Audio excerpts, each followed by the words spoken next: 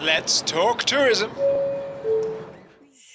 Joaquin Rodriguez is owner of Stay in Costa Rica, one of the most professionally run property management companies in Costa Rica, perhaps the most professional. They specialize in the fantastic Los Sueños Resort Marina community in the Central Pacific Coast. He hails originally from Argentina and is perhaps the funniest bilingual person that I know. Joaquin, let's talk tourism. First, morning, Casey. Good Thank morning. you for having me. Sorry to get you out of bed this early. Just going to jump right into it. First question, how long have you worked in tourism? Does it predate your arrival to Costa Rica?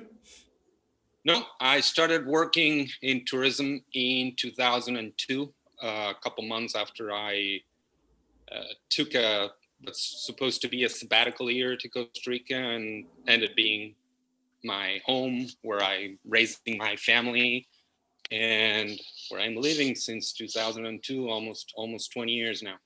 Wow. And how did you get into the business? I met the company founder, Larry, back in the day, and it started like a regular work. I was doing some tech stuff for him, website, SEO. Okay. And then I started moving along and just getting to meet people from different countries. I fell in love with the industry, and I'm here. I always tell my team we are in an industry where we sell happiness. I mean, everybody's waiting for this 7 days or 15 days they get away, and we're here to share it with them. So I love it. So basically 2 decades now in this industry. Yeah. You've seen tons and tons. I think you can see the gray hair. I mean, that's they've got it here too, man. What's changed the most? What being down there in the Central Pacific, living right there locally, you've seen tons of changes. What has changed the most in that 20-year period? I mean, talking about our area, our biggest life changer was the highway they built in 2010. I think it's when they opened. We went from being 2.5 hours away from the airport in the city to being 1 hour and 15 minutes away. Mm-hmm. And that changed our industry and our area. I mean, it's a lot easier to go back to town to run our errands, and it's a lot easier for tourists to come down here. Yeah. We used to have a lot of helicopter transfers back in the day. Right. And now it's only 1 hour, only one hour and 15, 20 minutes. So people are not doing that anymore. That is a massive change. And how that proximity then to the population center of San Jose, which is, 3 million people now. I mean, how many people are in greater San Jose? It's growing all the time. How has that changed Jaco, Herradura, Hermosa? It clearly developed a lot. The number of people that live here to assist all the travel from San Jose. I think it has doubled in the time I've been living here. Mm-hmm. When I got here, Jaco Main Road wasn't paved, to give you an idea. Right. And now it's, I mean, obviously it's paved and it's beautiful. All the stores have get modernized and beautiful front stores, and yeah, the town has changed, but it still has a little town vibe. I mean, I don't think that will ever change. Mm-hmm. We all kind of wax for the good old days and forget some of the things like 6-hour bus rides and whatnot. But is there anything that you pine for in the old days? Anything that you're a little bit nostalgic for? Maybe it was less crowded. That would be one thing. But we live out of tourism, and it's funny. I mean, everybody in town complains when it's one of the peak holidays, and everyone's complaining about how many people, and we have to endure a 3-minute traffic jam that we're not used to, when people usually are stuck there for hours. Right. And again, everybody that's complaining lives out of tourism, so it's funny. I mean, right. I always laugh about that, but I wouldn't change. I mean, I mean, the proximity we now have to the city when it goes both ways. Your business is pretty unique in tourism in that you're a property management company, and yet you do your best to deliver a hotel-like experience. What are the challenges that are unique to the property management side of hospitality? I mean, I'll divide my answer in two. When we started, when I started talking to customers 20 years ago, and I was trying to convince them to stay with us, they all had hotel in their head. When you 20 years ago, when you traveled to a hotel.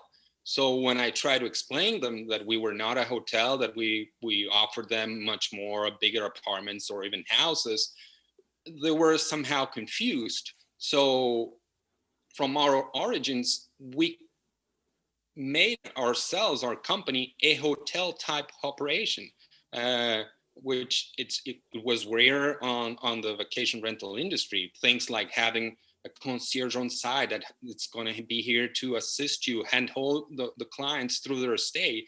Nobody did that, and a lot of people still don't do that. Yeah. So that combined our great product with service, and people love that. And our challenge in our industry is basically we have to juggle two interests: a traveler interest and a homeowner interest. Mm-hmm. And sometimes they're not aligned. But we are fortunate that our homeowners have been with us for, again, 20 years, and they've understood that they need to put the travelers' needs above theirs, because that's gonna benefit them. So we had some challenges in the beginning, but I think we have overcome them. How many total keys do you manage? And how many at your peak total employees have you managed? Keys, we have, I think it's about 160 now. Wow. Our portfolio grew once we moved into Los Sueños Marina and became the official property management company almost a year and a half now ago. Our portfolio grew tremendously. And employees at our peak, we had 65. And so you mentioned a little bit earlier about, you're selling happiness. With so many employees you're basically a hotelier. Even though you might not own the bricks, you guys are one of the larger hotels in the country in terms of total beds, total rooms. How do you define and train your team on Stay in Costa Rica's hospitality culture? I mean, it's everybody in our company understands that if a client is happy, they go home happy, and they talk to their friends happy, and they refer it. And it's something that we teach on a daily basis, but by showing how we do it, if they see you doing it, they copy you. If they see your supervisor, being extra careful on their cleaning, the team of that supervisor is going to be super careful with the cleaning processes. The same with maintenance, the same with gardening. If they see the cleaning supervisor, the pool supervisor taking measurements of the pH and making sure the water crystal clear, his team is going to do the same. There's been a lot of discussion of the role of rentals in the post-pandemic recovery. What sort of trends are you seeing, or do you foresee in traveler preferences post-pandemic? There's a lot being said. Our type of product, it's per se a bubble. When you stay in a vacation rental, you don't have as much common areas as you would have in a hotel. And there's a lot of things written right now and saying, oh, vacation rental is the future, blah, blah, blah. I agree with that. So far, our indicators for the future, rules are changing all the time. So for me to predict a super bright future would not be wise.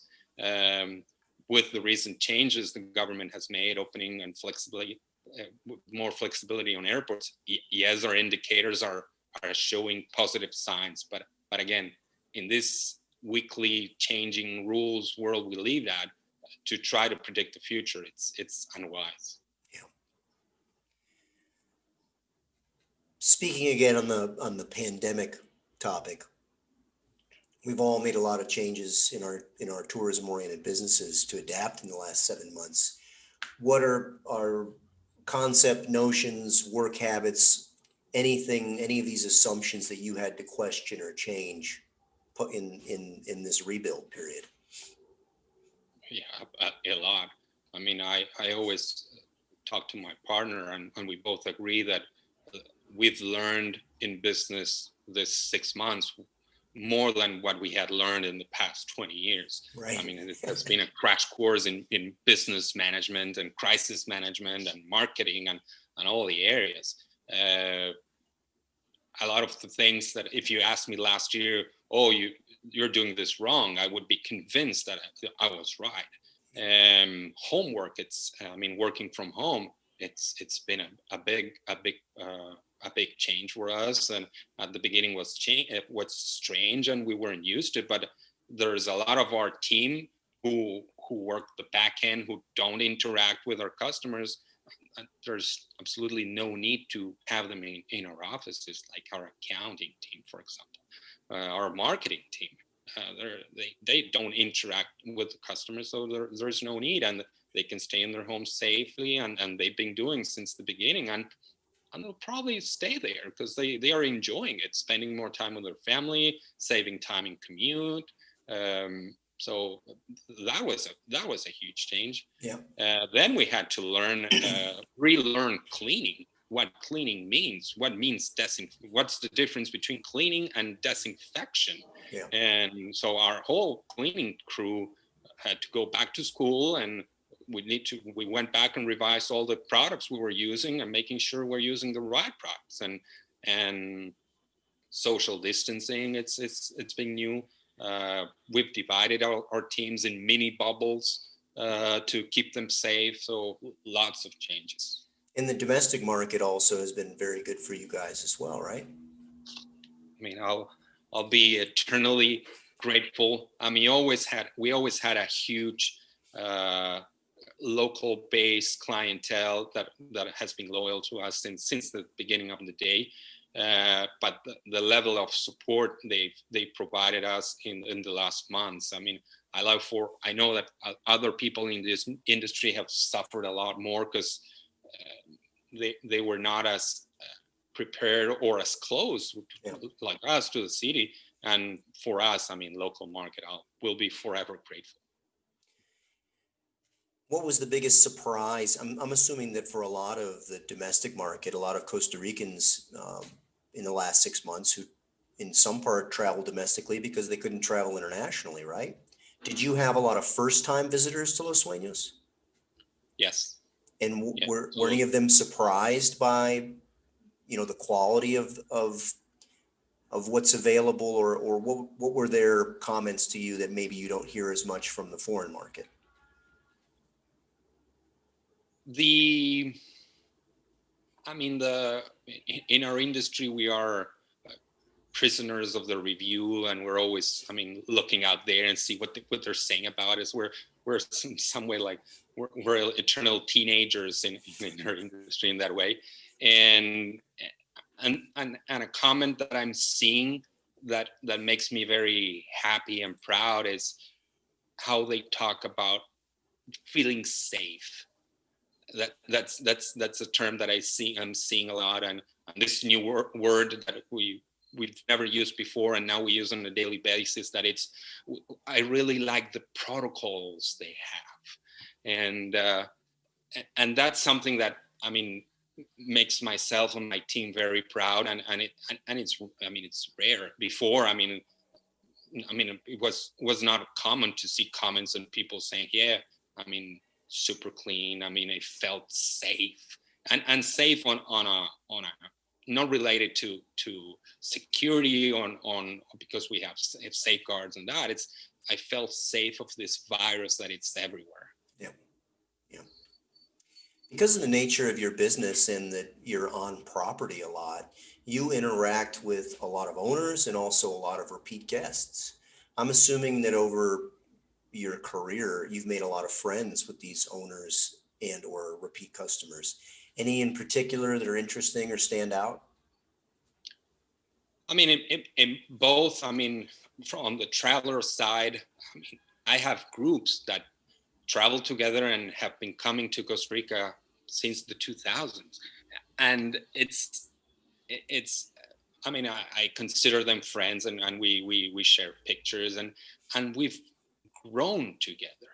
And something that really moves me is when I start receiving calls of my customers' children that I met when they were 10 years old, and they learned to swim in our pools and stuff like that. Crazy. And now they're calling us because they have a little baby and they want to go away and they want to plan their vacation with us. And that, I mean, that's really moving. And my homeowners, the same thing. I mean, I've had homeowners that have passed, and their children are still our clients. I mean, it's, I don't know, it's moving. That's pretty cool. You know, I like to ask everybody this question, but I'm particularly curious to know from you, as a Latino foreigner living in Costa Rica, what do you think Pura Vida is, and what makes Costa Rica such a special destination?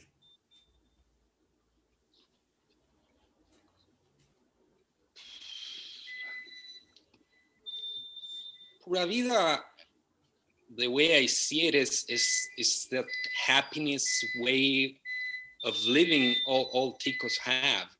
Is that way of they getting together. I like how bombetas they are.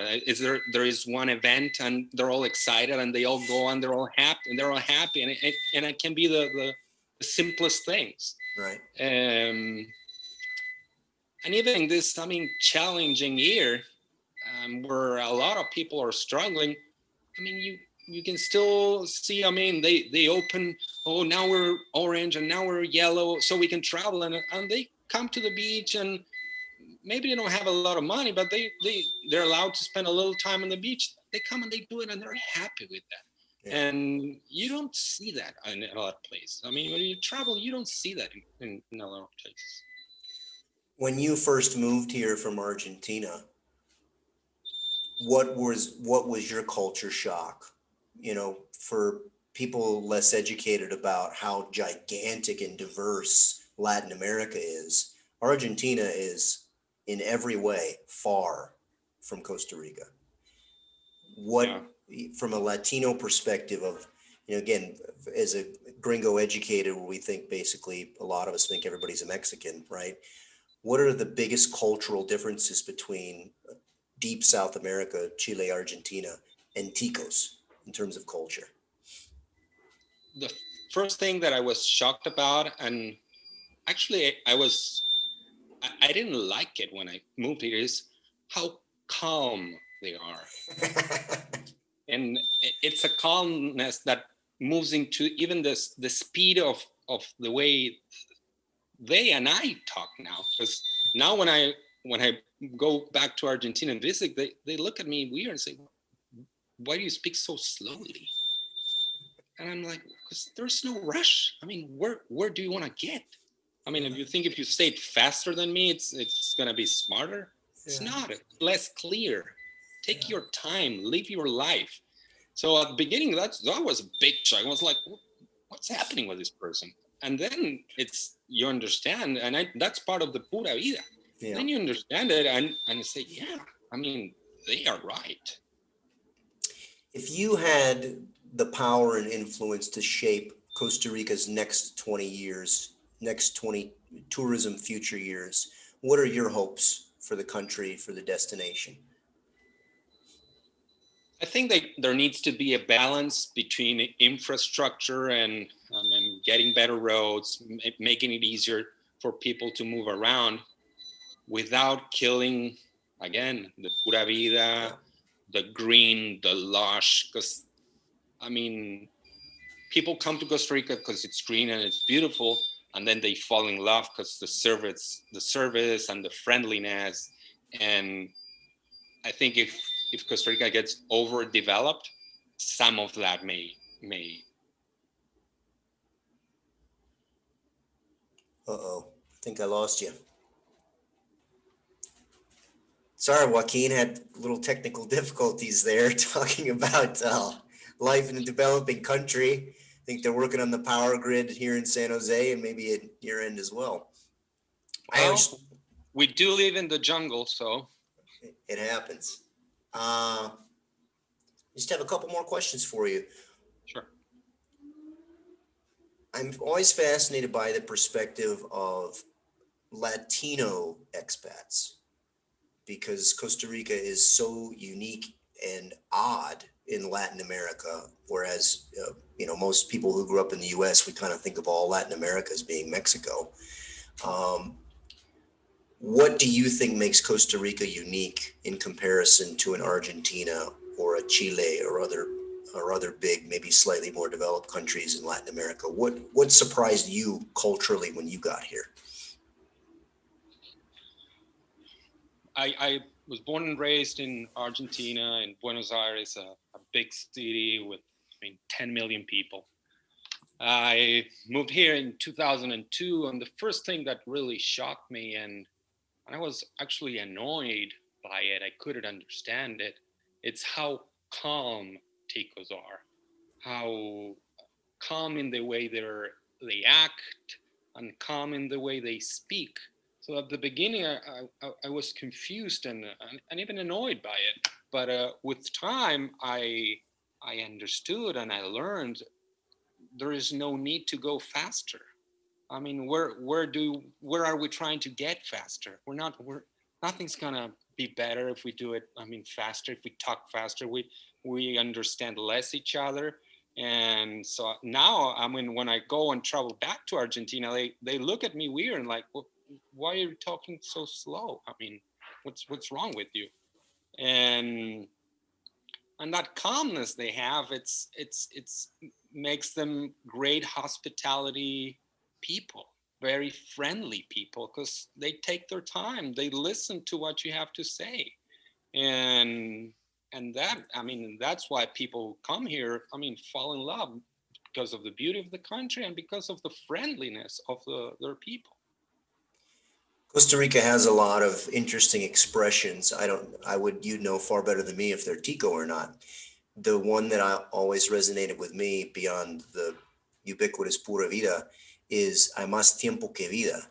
Do you say that in Argentina? No, I don't think we do.